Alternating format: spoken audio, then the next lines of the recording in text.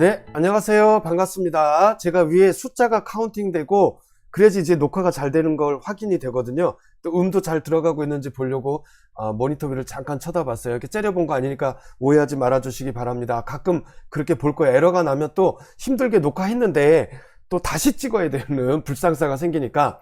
네, 안녕하세요. 반갑습니다. 노무사 단계 유쾌한 노동법 임재진 노무사입니다. 좀 전에 이 멘트 했나요?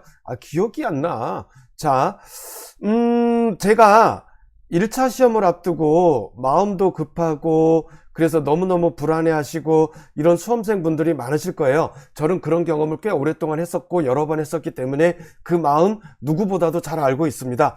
그렇게 불안해 하시는 분들께 제가 어떤 도움을 드릴 수 있을까 고민하다가 우리가 1차 시험에서 근로기준법, 그 다음에 노동조합법, 기타 이제 법령도 있지만 법조문이 굉장히 중요하잖아요.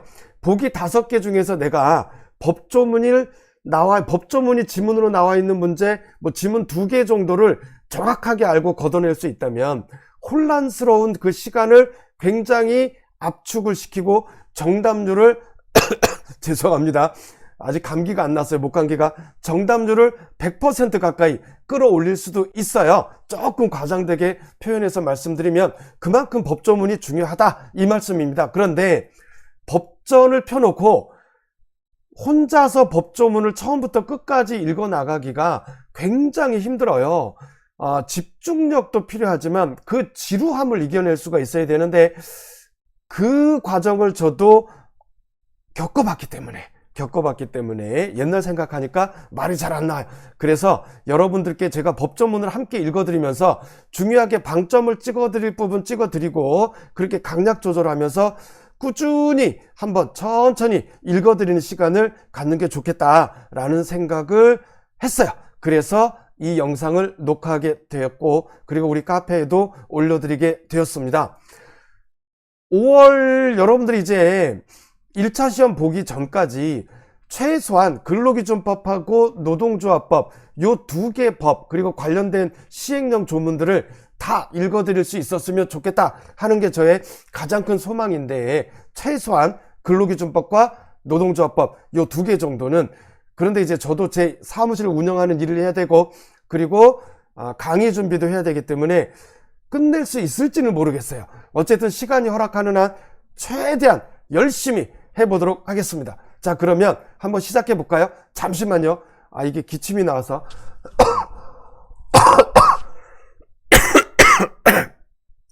사무실에 저 혼자 있으니까 입을 안 가리고 했는데 그래도 또 보시면 또 입도 안 가리고 해 그러실까봐 네, 죄송합니다. 물 좀 한 모금 마실게요. 자, 이제 화면에 보시면 법전을 갖고 계신 분들은 법전을 펴고 같이 보셔도 됩니다. 화면에 보시면 제가 아직 감기가 안 나서 마이크를 가리긴 하는데 좀 이런 소리가 들어가도 이해해 주세요. 네, 부탁드립니다. 근로기준법 우리 법제처 법령정보센터에서 제가 PDF 파일로 다운을 받았어요. 2025년 2월 13일 우리 시험하고 관련되죠. 그리고 작년도 10월 22일 일부 개정된 법조문이 다 들어가 있습니다. 자, 그러면 갈게요. 총칙 우리가 이거 시험에서 목적을 물어보는 문제가 아주 가끔 나오기도 해요. 이 법은 근로기준법이죠. 헌법에 따라 근로조건의 기준을 정함으로써 근로자의 기본적 생활을 보장, 향상시키며 균형 있는 국민경제 발전을 qui하는 것을 목적으로 한다. 균형 있는 국민경제 발전을 qui하는 것을 목적으로 한다. 이런 문구도 들어갔다는 거 확인하시고 자, 2조 정의 규정도 시험에 심심치 않게 나오죠. 이 법에서 사용하는 용어의 뜻은 다음과 같다. 근로자란 직업의 종류와 관계없이 임금을 목적으로 사업이나 사업장에 근로를 제공하는 사람, 그 사업이나 사업장에 근로를 제공하는 사람, 이 문구가 꼭 들어가야 됩니다. 근기법상 근로자에는 직업의 종류와 관계없이 임금을 목적으로 좋다.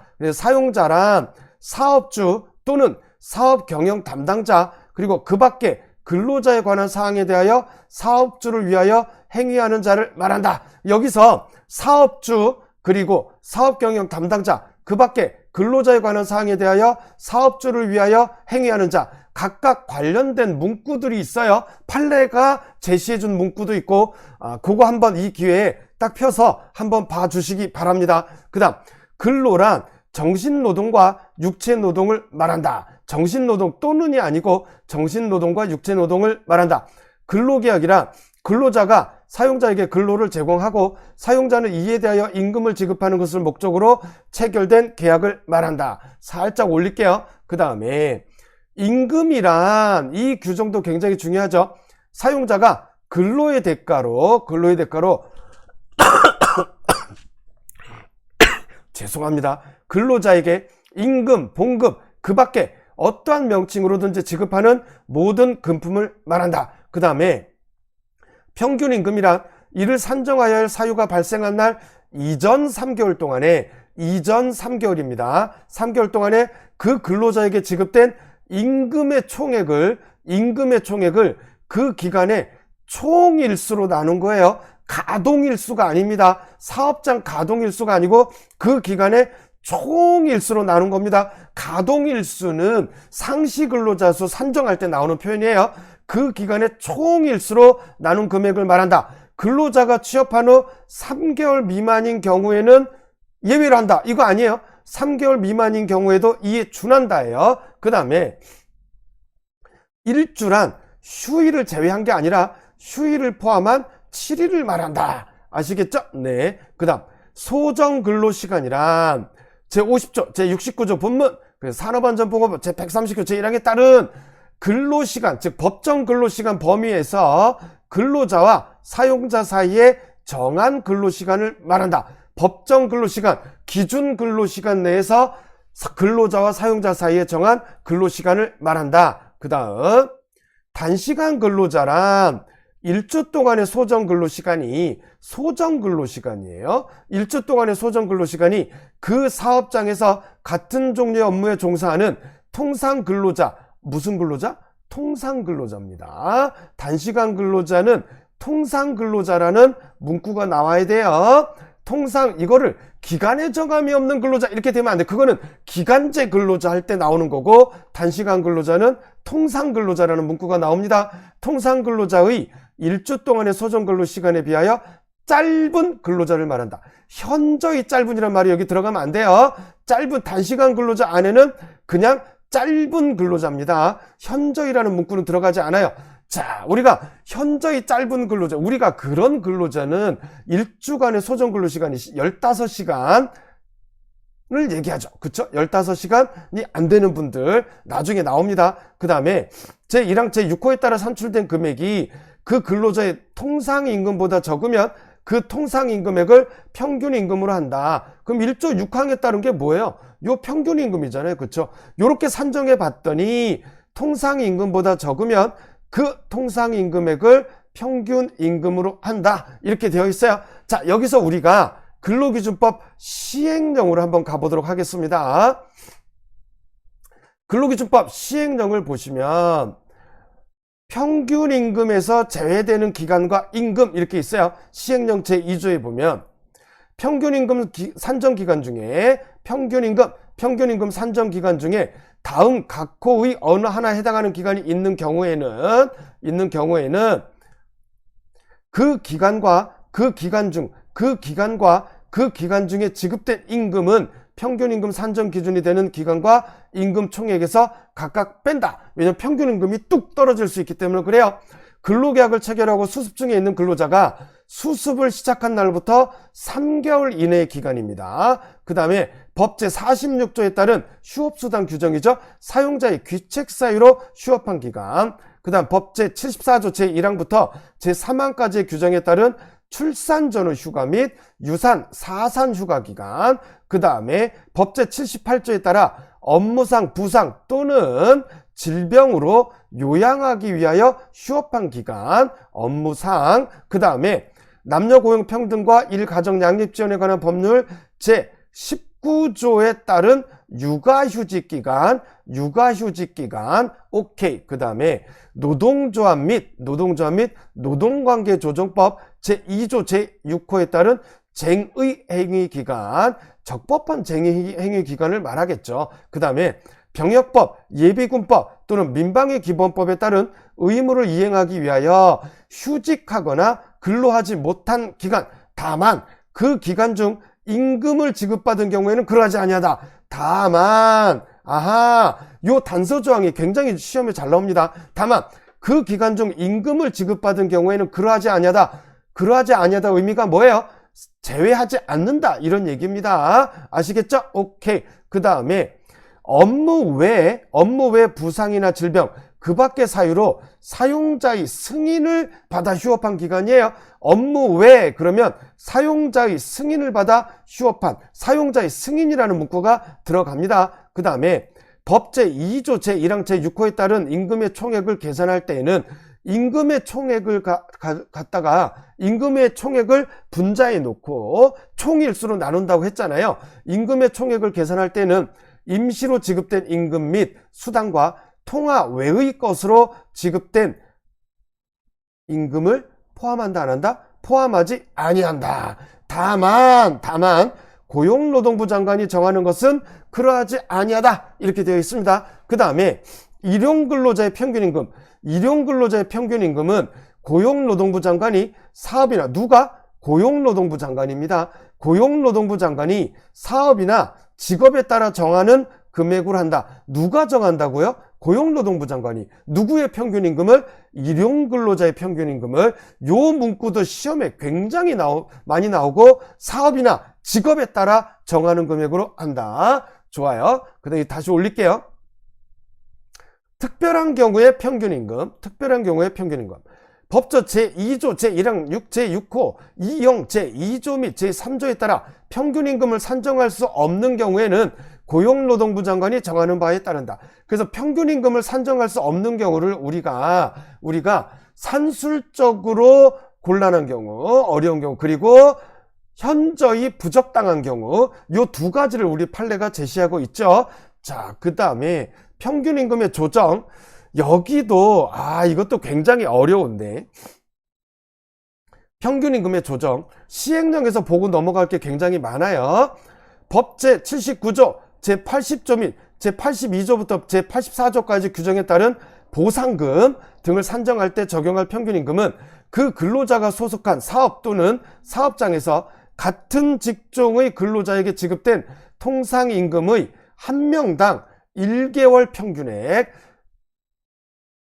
그 근로자가 소속한 사업 또는 사업장에서 같은 직종의 근로자에게 지급된 통상임금의 한 명당 1개월 평균액, 이걸 이제 평균액이라 하죠. 이하에서는. 그 평균액이 1개월 평균액이 그 부상 또는 질병이 발생한 달에 지급된 평균액보다 요거 기억하시면 돼요. 100분의 5 이상 변동된 경우에는 그리고 여기서 이거 잠깐 지울게요. 잠깐. 요 1개월 평균액 1개월 그리고 100분의 5 기억하십니다. 그 변동 비율에 따라 인상되거나 인하된 금액으로 하되 그 변동 사유가 발생한 달에 다음 달부터 적용한다. 언제부터? 다음 달부터 적용합니다. 다만 제2회 이후 몇 회? 제2회 이후에 평균임금을 조정한 때에는 직전 회의 변동 사유가 발생한 달의 평균액을 산정 기준으로 한다. 오케이, 좋습니다. 그 다음 제2항 제2항 그래도 읽어드려야죠. 제2항은 제1항에 따라 평균임금을 조정하는 경우 그 근로자가 소속한 사업 또는 사업장이 폐지된 때에는 그 근로자가 업무상 부상 또는 질병이 발생한 당시에 그 사업 또는 사업장과 같은 종류, 같은 규모의 사업 또는 사업장을 기준으로 한다. 폐지된 때, 그 근로자가 소속한 사업 또는 사업장이 폐지된 때 이렇게 한다는 겁니다. 자, 그 다음에 제1항이나 제2항에 따라 평균임금을 조정하는 경우 그 근로자의 직종과 같은 직종의 근로자가 없는 때 폐지된 게 아니고 그 직종과 그 근로자의 직종과 같은 직종의 근로자가 없는 때는 그 직종과 유사한 직종의 근로자를 기준으로 한다. 오케이. 그 다음에 통상임금으로 가겠습니다. 통상임금. 제6조 통상임금 시행령 제6조죠.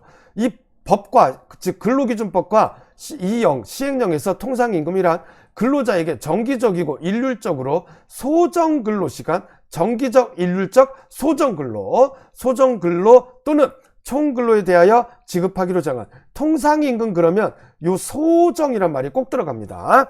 지급하기로 정한 시간급 금액, 일급 금액, 주급금액, 월급금액 또는 도급금액을 말한다. 제1항에 따른 통상임금을 시간급금액으로 산정할 경우에는 다음 각호의 방법으로 산정된 금액으로 한다. 요것도 가끔 시험에 나오면 은근히 헷갈려요. 읽는데 시간이 걸리는 거죠. 한번 읽어드릴게요. 시간급 금액으로 정한 임금은 그 금액이다.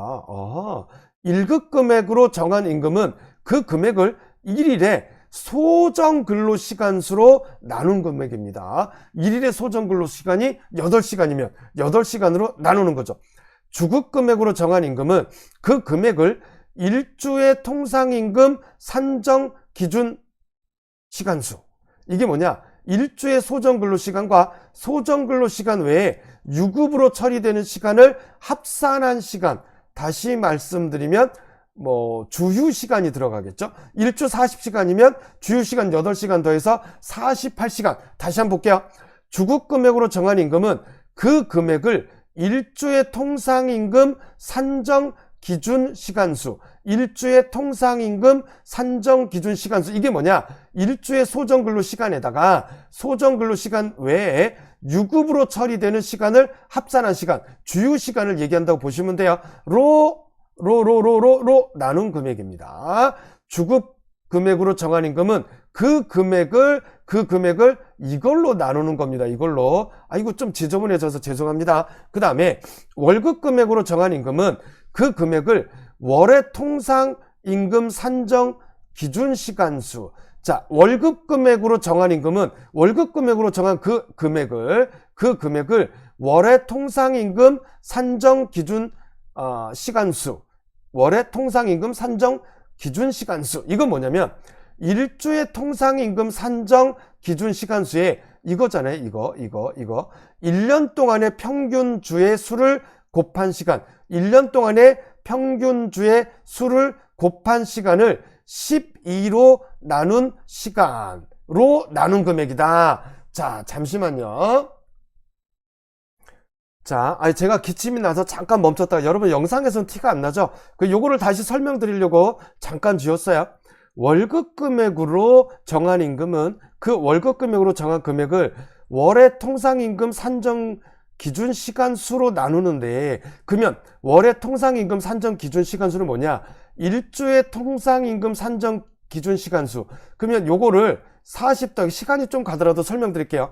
40 더하기 8이니까 예를 들어서 일주 40시간 일하시면, 그리고 요 8은 주휴시간이죠. 그럼 48시간이에요. 요 48시간에 1년 동안의 평균주의 수를 곱한 시간을 12로 나눈 금액. 1년 동안의 평균주의 수를 곱한 시간을 12로 나눈 금액. 그래서 이게 뭐가 나오냐면, 이게 1년 동안 평균주의 수, 일주의 통상임금 산정 기준 시간수 48시간이고, 이거를 1년 동안의 평균주의 수를 곱한 시간, 1년 동안의 평균주의 수가 52주면 52주, 이렇게 있잖아요. 근데 그거를 곱한 시간을 다시 12로 나누는 거야. 자, 여기서 안 나가네. 그러면 여기다 써볼게요. 시간이 좀 가는데 죄송합니다. 48시간 곱하기 1년 동안의 평균주죠. 1년 동안의 평균주 곱하기 이거를 이제 12개월로 나누면 되는 거예요. 이게 그래서 뭐가 나오냐면 요 숫자가 보통 4.3452가 나옵니다. 글씨가 좀 날아가서 죄송해요. 4.3452가 나오고, 그러면 48에다가 곱하면 이게 209시간, 대략 208점 뭐뭐뭐가 나와요. 그래서 이걸 209시간 정도가 나와요. 그래서 요 209시간 정도로 이 월급 금액으로 정해진 임금을 나누면 되죠. 그러면 시간급이 나오는 겁니다. 자, 그 다음에 설명을 잘 드린 것 같아요. 그 다음으로 넘어갈게요. 5호 일, 주, 월 외의 일정한 기간으로 정한 임금은 제2호부터 제4호까지 규정에 준하여 산정된 금액. 그 다음에 도급 금액으로 정한 임금은 그 임금 산정 기간에서 도급제에 따라 계산된 임금의 총액을, 다시 도급 금액으로 정한 임금은 그 임금 산정 기간에서, 임금 산정 기간이 있겠죠? 도급제에 따라 계산된 임금의 총액을 해당 임금 산정 기간, 총 근로시간수로 나누는 거예요. 총 근로시간수. 해당 임금 산정 기간의 총 근로시간수. 그러면 해당 임금 산정 기간은 뭐냐? 임금 마감일이 있는 경우에는 임금 마감 기간을 뜻한다. 그 다음에 7호. 근로자가 받는 임금이 제1호부터 제6호까지의 규정에서 정한 둘 이상의 임금으로 되어 있는 경우에는 제1호부터 제6호까지의 규정에 따라 각각 산정된 금액을 합산한 금액이다. 그 다음에 제1항에 따른 통상임금을 1급 금액으로 산정할 때에는 제1항에 따른 시간급 금액에 1일의 소정근로시간수를 곱하면 1급 금액이 나오겠죠. 자, 그러면 우리 이제 다시 요 내려보시면 일단은 지금 볼 건 이제 상시근로자 수 산정하는 건 나중에 좀 이따 보는 걸로 하고, 그러면 다시 근로기준법으로 들어갈게요. 자, 제3조 근로조건의 기준. 이제부터 조금 쉬워요. 좀 빨리빨리 나갑니다. 이 법에서 정한 근로조건은 최저기준이에요. 최저기준이니까 근로관계 당사자는 이 기준을 이유로 근로조건을 낮출 수 없더라. 그 다음에 근로조건의 결정. 근로조건은 근로자와 사용자가 동등한 지위에서 자유의사에 따라 결정하여야 한다. 임금 파트 보니까 시간이 좀 많이 갔어요. 그 다음 근로조건의 준수. 근로자와 사용자는 각자가 단체협약, 취업규칙과 근로계약을 성실히 지키고 성실하게 이행할 의무가 있다. 근로자와 사용자입니다. 근로자 또는 사용자가 아니에요. 균등한 처우.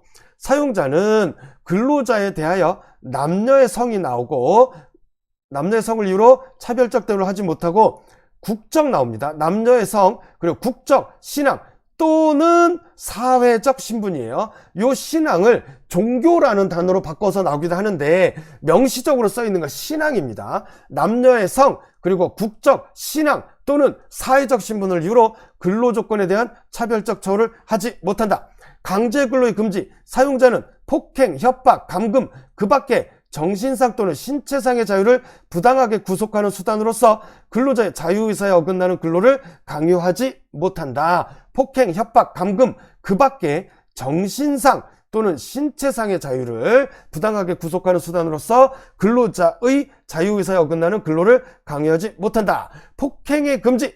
사용자는 사고의 발생이나 그 밖에 어떠한 이유로도 근로자에게 폭행을 하지 못한다. 그 다음 중간 착취의 배제. 누구든지입니다. 누구든지. 폭행의 금지는 사용자는이고 중간 착취 배제는 누구든지예요. 누구든지. 이렇게 주체가 누구냐, 주어가 누구냐도 시험에 나옵니다. 누구든지. 법률, 법령이 아니고 법률입니다. 법령 그러면 근로기준법과 근로기준법 시행령, 시행령까지 포함하는 표현이고 법률입니다. 법률. 누구든지 법률에 따르지 아니하고는 영리로 다른 사람의 취업에 개입하거나 중간인으로서 이익을 취득하지 못한다. 누구든지 법률. 이렇게. 그 다음 공민권 행사의 보장. 사용자는 근로자가 근로시간 중에 선거권, 그 밖에 공민권 행사 또는 공의 직무를 집행하기 위하여 필요한 시간을 청구하면 거부하지 못한다. 다만 그 권리 행사나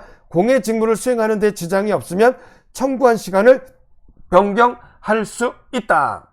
요 공민권 행사에 이게 사용한 시간은 유급으로 해줘야 되는 의무가 없습니다. 유급으로 해줘야 되는 의무가 없어요. 다만 그 권리 행사나 공의 직무를 수행하는 데 지장이 없으면 청구한 시간을 변경할 수 있다. 적용 범위.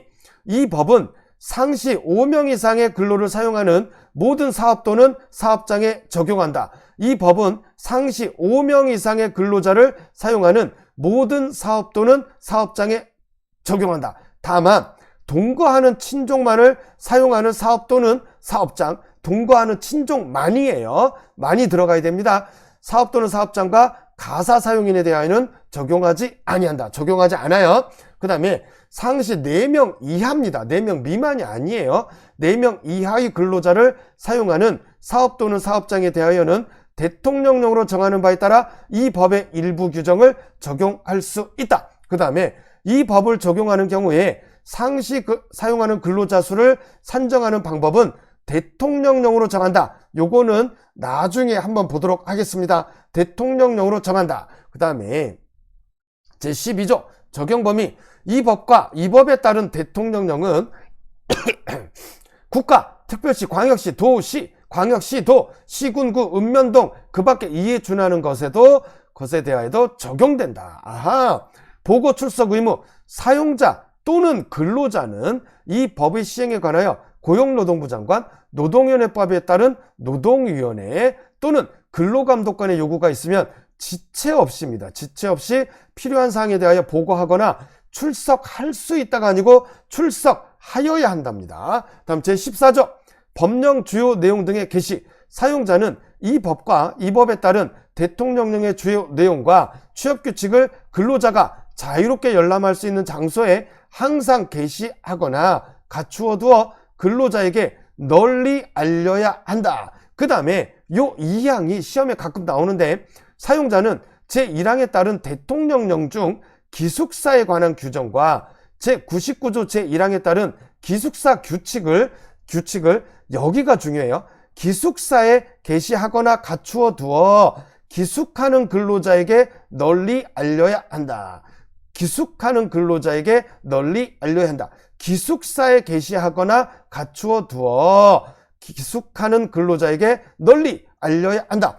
제2장 근로계약부터는 다음 시간에 녹화해서 올려드리도록 하겠습니다. 그리고 다음 시간 초반부에는 상시 근로자 수 산정하는 시행령 규정을 먼저 설명드리도록 하겠습니다. 임금과 관련된 걸 하다 보니까 시간이 꽤 많이 갔어요. 부지런히 해서 이거 근로기준법만이라도 꼭 끝내드리고 싶은데 잘해서 노동조합법까지 끝내드리도록 열심히 한번 해보도록 하겠습니다. 불꽃처럼 하루하루 버텨내시기 바랍니다. 감사합니다. 노무사단기 유쾌한 노동법 임재진 노무사였습니다. 감사합니다.